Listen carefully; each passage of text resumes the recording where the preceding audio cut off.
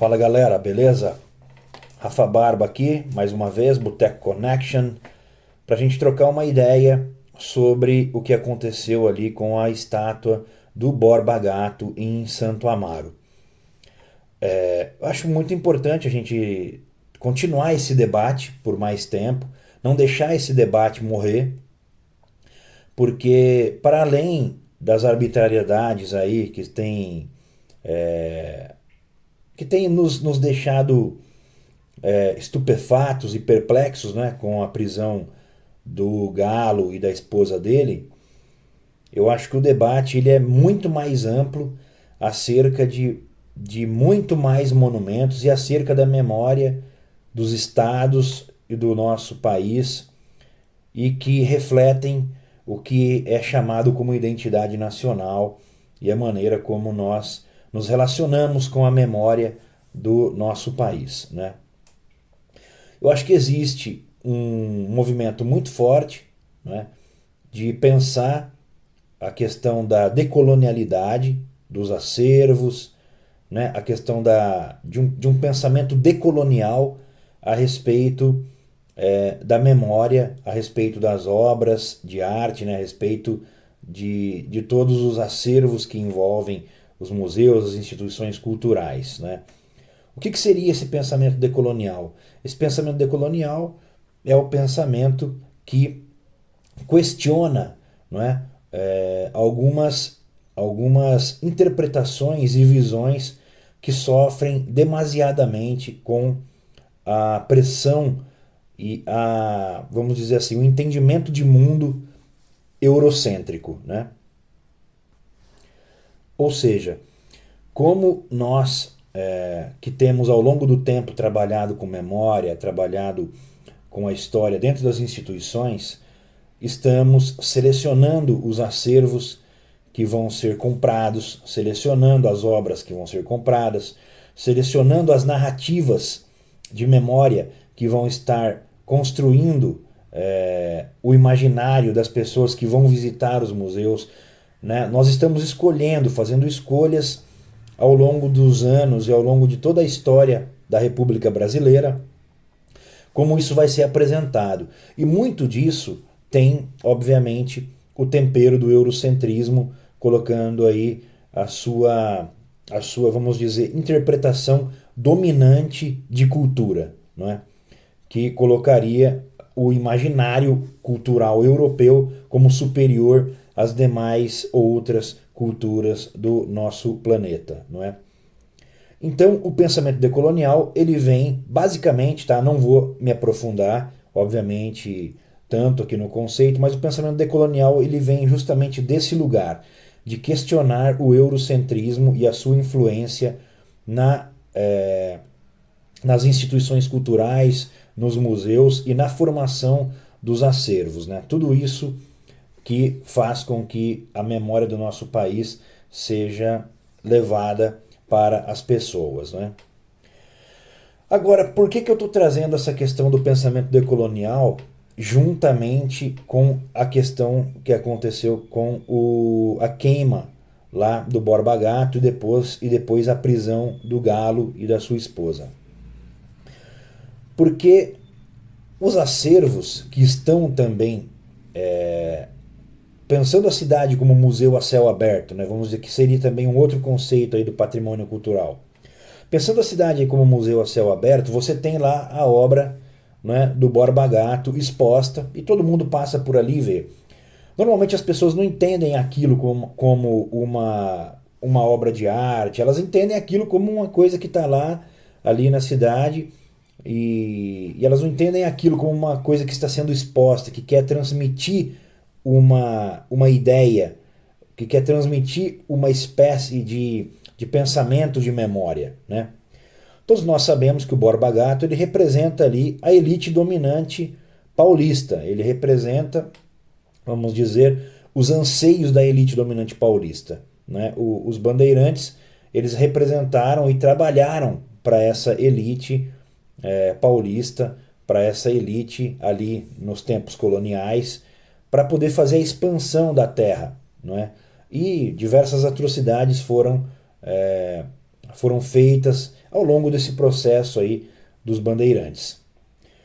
Por que que a queima do Borba Gato ela é simbólica, muito importante e fez com que vários movimentos ligados ao patrimônio aplaudissem essa ação do Galo? Porque questiona, não é, de maneira frontal esse pensamento elitista, esse pensamento que faz com que a memória das minorias e dos grupos subalternizados na sociedade sejam esquecidas para que você possa alçar a memória dos grupos dominantes, não é? Então, muitos grupos ligados ao patrimônio se colocaram favoráveis a se discutir pelo menos essa questão. E o pensamento decolonial está aí para isso, né? A decolonialidade ela vem para isso. Agora, como que, na minha opinião, nós precisamos, como pessoas ligadas ao patrimônio, não é? Como eu que sou um historiador e tenho informação ligada ao patrimônio, como que nós devemos sempre nos posicionar em relação a essas questões? O Galo fez uma ação direta, uma ação de intervenção contra a estátua do Borba Gato, porque ele já está dizendo chega. É como se essas pessoas, no caso o Galo representando milhares de pessoas, eles já estivessem dando um basta, dizendo um chega para essa dominação e para essa exaltação de uma memória assassina, de uma memória genocida, de uma memória que subalternizou, que escravizou, que matou milhares de pessoas, não é? Obviamente que isso também tem o outro lado da moeda, né? Nós podemos também dar força para que elementos de extrema direita vão lá e queimem também os símbolos considerados mais democráticos, símbolos que exaltam figuras das minorias e tal. Isso pode acontecer, mas essa é uma luta que precisa ser travada. Se acontecer, nós vamos lidar com ela, não é? Agora, como as instituições museológicas, as instituições culturais precisam lidar com isso, na minha visão? É propondo o debate, trazendo o que aconteceu agora em Santo Amaro, com a estátua do Borba Gato, para dentro das instituições e para que isso seja debatido. Ou seja, como as instituições podem fazer pressão, podem fazer o debate intelectual chegar para as pessoas na sociedade e chegar para as pessoas que detêm o poder no espaço público, no caso, os políticos, para que esse tipo de narrativa de memória que exalta, por exemplo, os bandeirantes, sejam retiradas das ruas, sejam para que essas estatuetas sejam retiradas, sejam, vamos dizer, colocadas numa outra localidade. Tudo bem, se você não quer destruir a estátua do Borba Gato porque você acha que ela tem uma importância, vamos dizer, estética, que seja, que eu acho que não é o caso dessa estátua, mas vamos dizer que o contraponto argumentativo do outro lado seja esse. Então você recolha essas estatuetas, esses monumentos, para outros lugares que não fiquem expostos no espaço público, para não influenciar a nossa visão mais com essa memória elitista, entende? Nós precisamos exaltar a memória do povo brasileiro, a memória de um povo que se fez e se construiu à base de muita luta, à base de muito sangue. Temos ainda muitos resquícios da escravidão, não é? O racismo estrutural, que é uma chaga no nosso país, que precisa ser frontalmente combatido.